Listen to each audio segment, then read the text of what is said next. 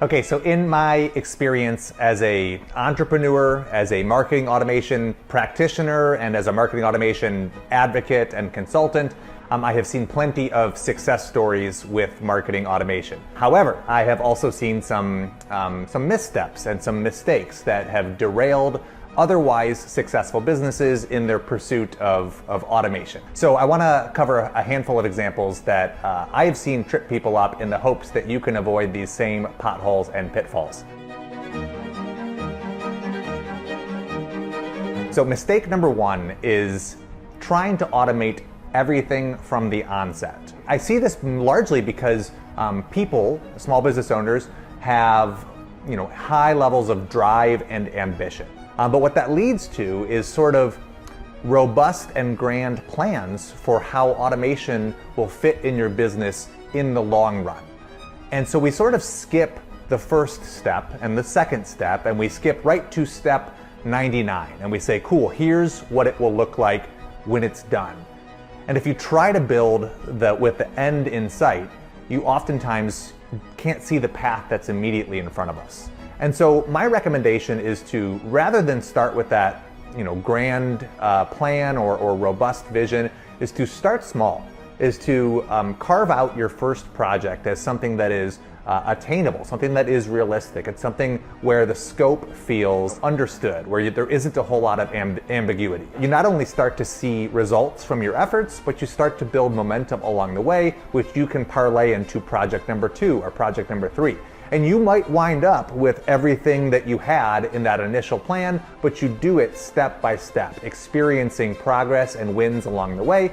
And the benefit of this is that you not only have that sense of achievement at various milestones, but you also get the ability to adjust, to adapt as you are learning lessons from those first handful of projects, right? And as those initial projects start performing, you might realize, hey, we need to adjust. It's exposed something else. And priority 2 is actually not the next thing we should be working on. It's the 10th thing. And you can shift and shuffle things around because it gives you more information that you can use earlier to make informed decisions. I know this might seem obvious, but it's really important to press the go button, maybe even if things aren't all the way perfect. I've seen too many businesses who try and build a lot of different automations and they never press the go button.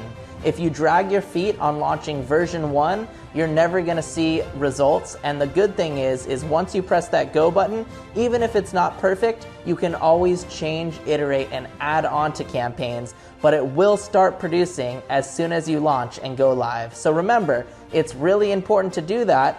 If campaigns aren't launched, you're not gonna see any results. I think the second mistake that I see small businesses make is when we go to deploy sales and marketing automation or automation of any kind, we take the things that we have been doing manually and we set up that same process using automation, right, to achieve the similar results. But what we overlook is that when you are automating a process that was manual, it is also an opportunity to reimagine that, right? The way that you do something manually might be a product of necessity because you have limited hours in the day or limited resources to throw at that project. But the way you might solve that same problem using automation could be entirely different, right? So when you are translating a process from manual to automation, I encourage you to pause at that juncture and to ask yourself, is there a better way? Is there a different way that we would do this? A lot of business owners who are thinking about implementing sales and marketing automation think about buying the software and that it's just something that will run automatically without them having to work on the tool. If you don't start and you don't start building, using, strategizing with the tool, it's not going to do anything for you. A tool is just a tool. It needs someone to commit to using it daily in order to see the results that we're looking for and what's capable with sales and marketing automation. All right, so the final mistake that I want to talk about, which is one that I see far too many small businesses trip over, is automating only the journey that we want our prospects, leads, and customers to take. When you design automation, it's often framed as if they do this, then we do this. And then we guide them towards the next milestone. So after we deliver the free trial, then we want them to buy the course. And after they buy the course, we want them to take this survey. And after they take the survey, we want them to join our membership, right? So we have these intended actions, and automation's role is to guide them from one to the next. And if the contacts take the action that we want them to take, everything works as intended. But the risk is that if we stop there, we've missed the opportunity to design a fail-safe, to design a contingency plan. So I encourage you to ask, what happens if they don't do the thing that we were guiding them toward?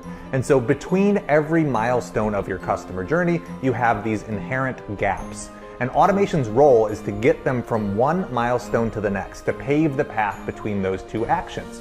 And then what that does is it forces us to design the safety net. It forces us to ask, well, if they're stuck here, what would we like to have happen? It may be positioning the call to action in a slightly different way, from a different benefit statement, right?